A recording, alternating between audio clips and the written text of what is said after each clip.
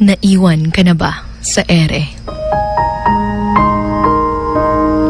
Minsan, masasabi natin na ang unfair dahil hindi tayo yung lumapit sa kanya. He made us fall in love with him, tapos bigla-bigla niya na lang tayong iiwan sa ere. Yung siya yung pumasok sa buhay natin, tas bigla din palang aalis. Na parang wala lang kayong pinagsamahan. Na parang hindi kayo nagmahalan. Nakakainis, diba?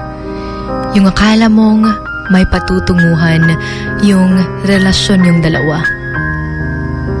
Na wala na talagang iwanan. Pero nagawa niya pa ring ikay palitan. Hindi mo alam kung ano yung mga pagkukulang mo